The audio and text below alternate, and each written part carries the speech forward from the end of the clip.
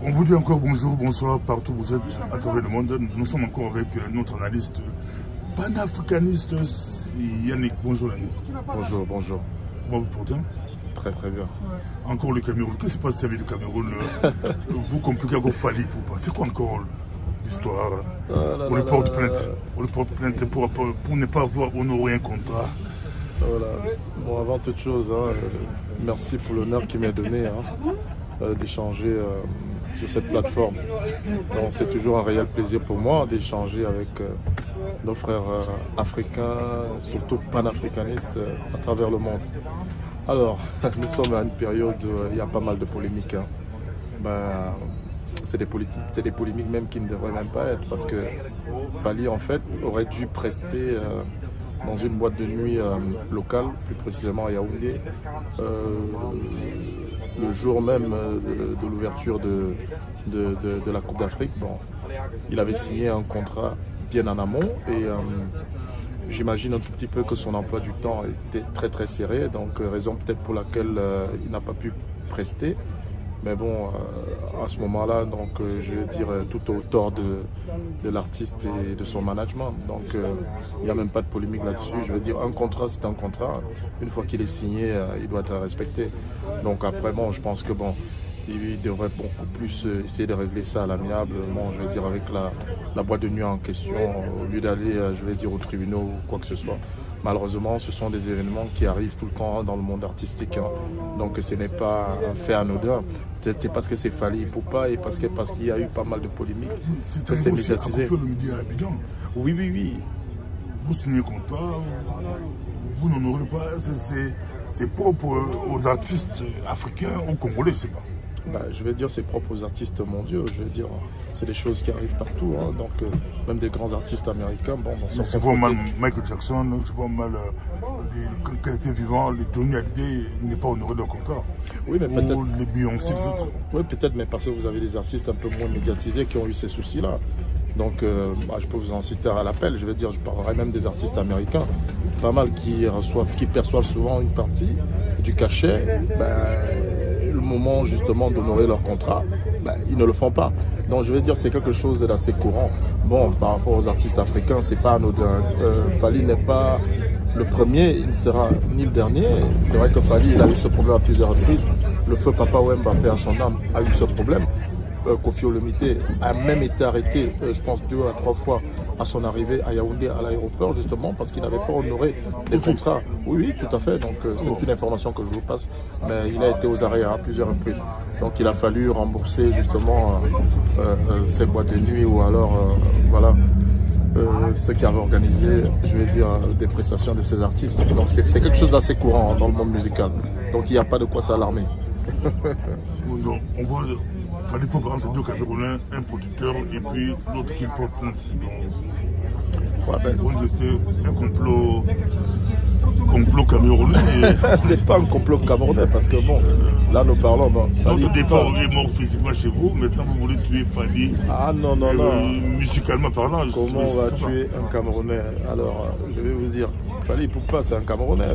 Qui veut tuer Fally Ipupa? Non, non, non, nous aimons tellement. Non, nous aimons tellement. Fally, c'est l'aigle qui survole l'Afrique et le Cameroun. Donc Fally, il est chez lui. Donc je veux dire, c'est comme tout autre artiste. Si ça aurait été un autre artiste et tout, ça aurait été pareil. Donc je veux dire, c'est vrai que chez nous, au Cameroun, nous sommes très à cheval par rapport à tout ça. Donc dans le monde du droit, il faut respecter, je veux dire, les droits de tout le monde. Une fois que vous avez signé un contrat, c'est un contrat, il faut l'honorer, tout simplement. Voilà. Donc il n'y a pas de complot contre Fally. Pas de complot, heureusement, pas de complot contre Fally pour l'artiste africain. Mais par rapport au Omicron ou au coronavirus, apparemment, de plus en plus, on dit que c'est la fin de l'épidémie. Oui, quoi. Alors, l'Angleterre lève plus de masques à partir du 27, plus de masques, plus d'isolement, plus rien, plus de restrictions. C'est vrai que la France va emporter les poids d'ici là. Oui, c'est vrai qu'il y a pas mal de pays qui aimeraient passer de la pandémie à l'endémie. Je veux dire concernant la Covid-19. Parce que de plus en plus, ils se rendent compte que ça devient quelque chose d'assez courant et c'est quelque chose avec laquelle on devra apprendre à vivre. Donc je veux dire un peu comme des grippes saisonnières.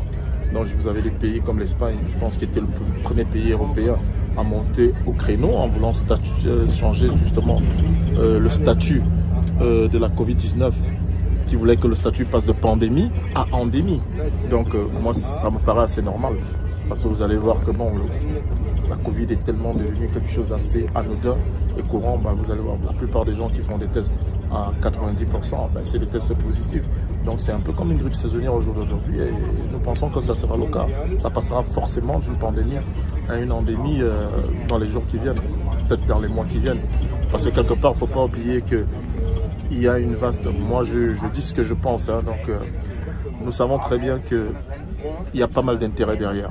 Alors, vous avez des entreprises pharmaceutiques et autres et tout qui ont énormément d'intérêt à ce que la situation stagne et qu'elle reste comme telle. Parce qu'il y a énormément d'intérêt derrière.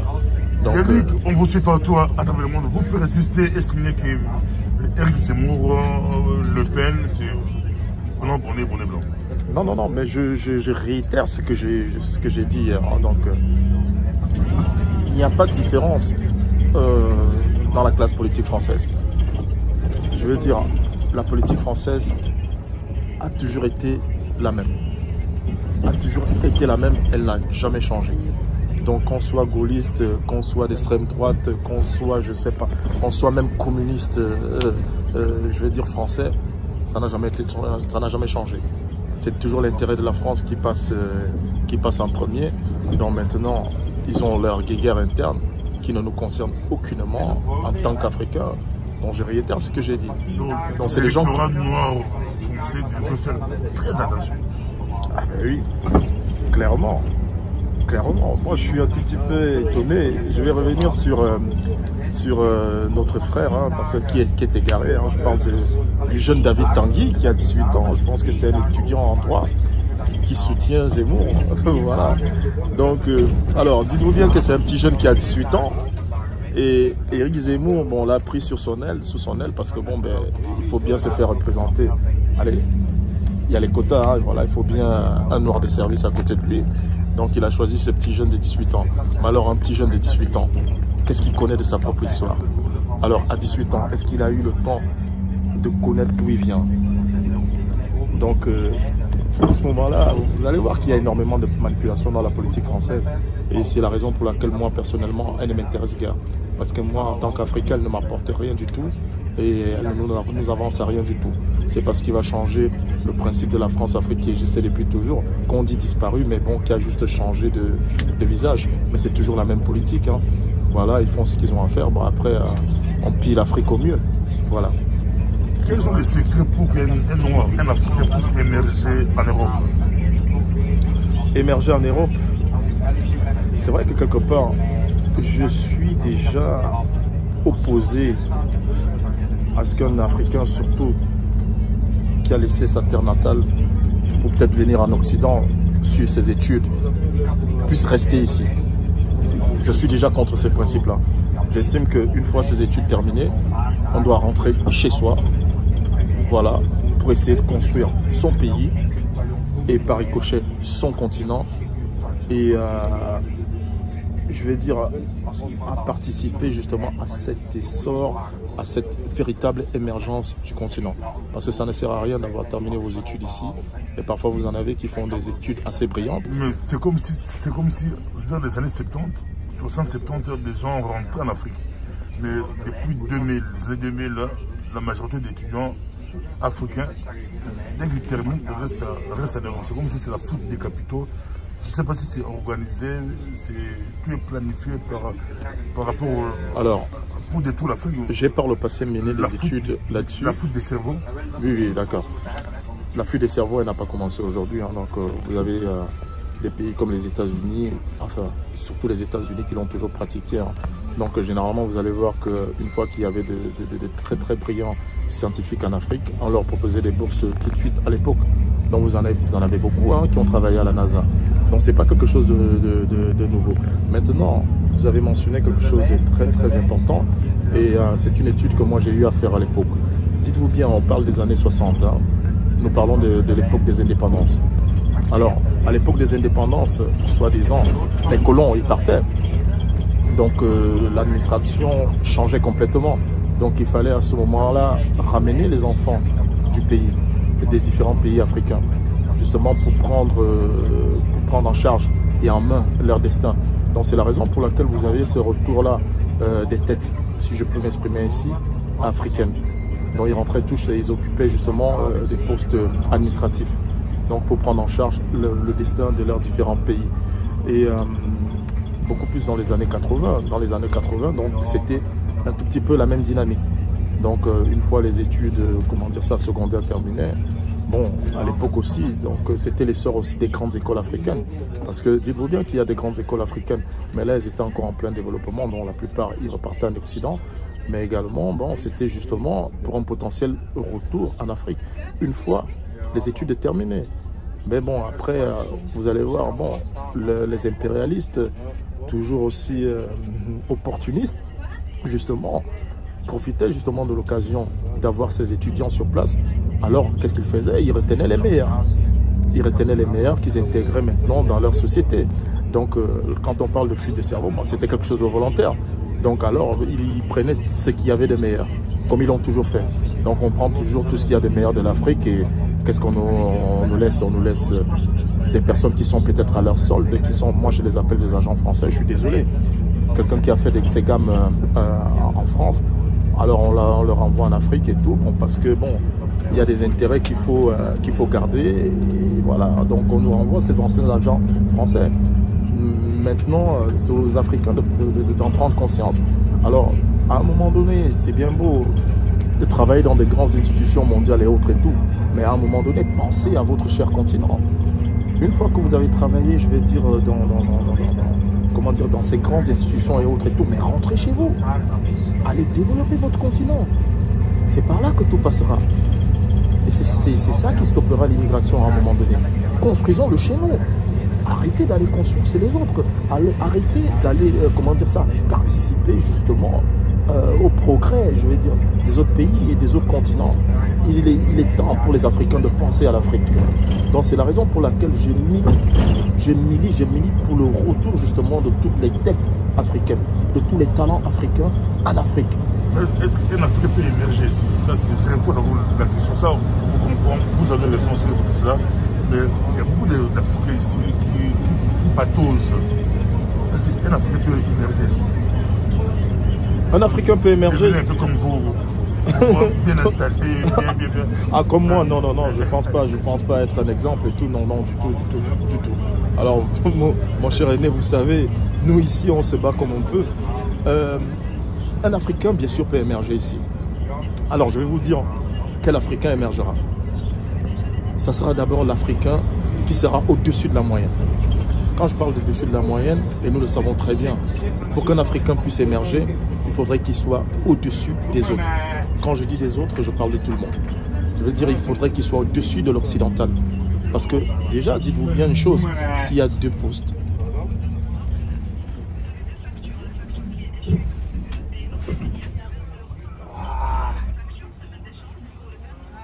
dites-vous bien que s'il y a des postes à pourvoir, on choisira d'abord l'occidental. L'occidental sera choisi. Donc pour l'Africain, pour qu'il puisse avoir le poste, il faudra qu'il soit au-dessus de l'autre. Donc c'est la première raison pour laquelle un Africain émergera.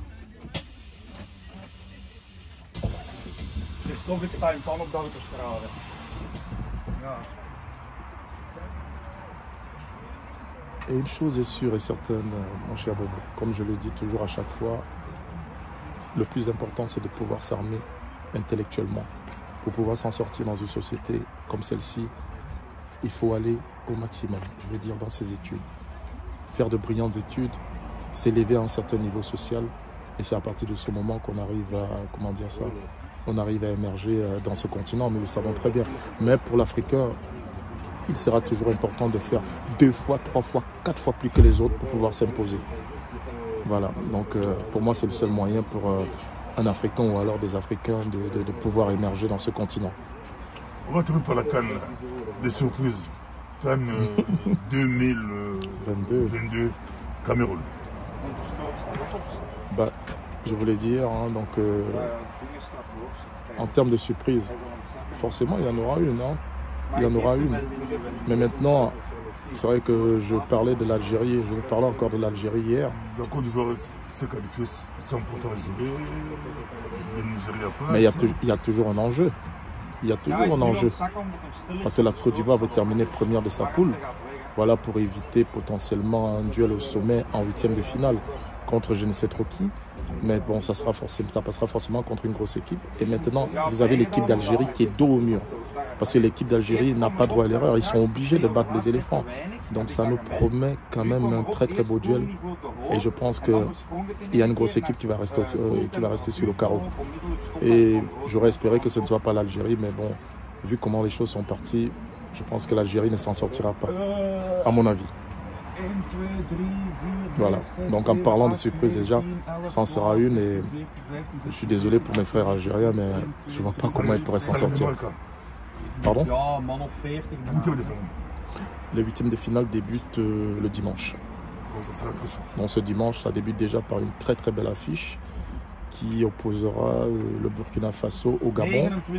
Là, vous avez vu ces deux équipes assez joueuses, donc ça nous permet quand même un spectacle haut en couleur et je vois bien, comme je vous l'ai dit hier, en continuant justement, en parlant des surprises, je vois bien justement les panthères gabonaises sortir vainqueurs de ce duel au sommet contre Burkina qui a fait machine avec le Cameroun.